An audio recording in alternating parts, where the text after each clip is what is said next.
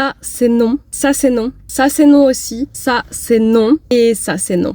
Ton bébé a moins de 18 mois, si tu lui donnes ces trucs-là, il y a beaucoup de chances pour qu'il fasse une fausse route ou un étouffement. Mais du coup, on donne quoi? Eh ben, on donne ça ou ça. Ces deux-là, ça fait 1000 fois que je vous en parle et je vais vous expliquer lequel j'ai donné quand et pourquoi cela plutôt qu'un autre. Les cracottes, c'est des trucs super pratiques à donner avec absolument n'importe quoi en tartine dessus, que ce soit du sucré, du salé, à n'importe quel repas. C'est une super astuce de DME parce que bébé est autonome. Néanmoins, avant 18 mois, certaines ont des textures qui sont pas du tout ok et qui sont du coup dangereuses parce que trop friables, parce que trop difficiles, parce que pas assez molles. En fait, avant 18 mois, ce qu'on cherche, c'est quelque chose qui fond en bouche. Donc ces cracottes-là, vous pouvez les donner dès 6 mois. Uniquement le goût figue et le goût châtaigne. Ça c'est non, ça c'est non. Mais celle-là, c'est oui. Ce qui change, c'est la texture. Quand ils vont les mettre en bouche, mélangé à la salive, ça va devenir une espèce de pâte très molle qu'ils vont pouvoir avaler. Il n'y a pas besoin de dents pour manger ça. Et c'est ça qui est fantastique, c'est qu'il n'y a aucun risque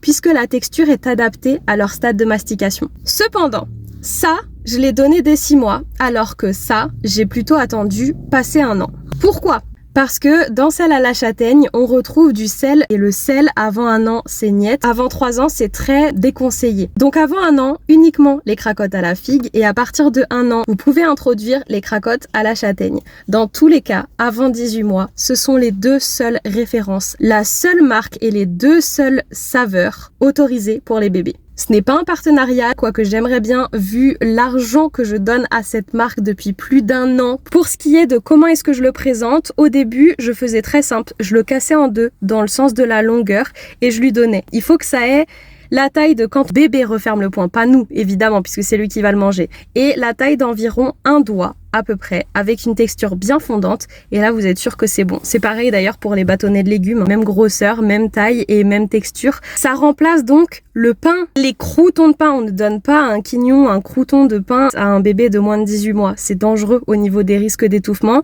pour la croûte, et en ce qui concerne la mie, elle peut rester collée au palais et provoquer des risques d'étouffement aussi. Donc on fait super gaffe à tout ça. Voilà pourquoi j'aime autant ce pain des fleurs et pourquoi est-ce que je vous en parle autant. En espérant que ça vous aura aidé. Pensez-y si votre enfant a moins de 18 mois.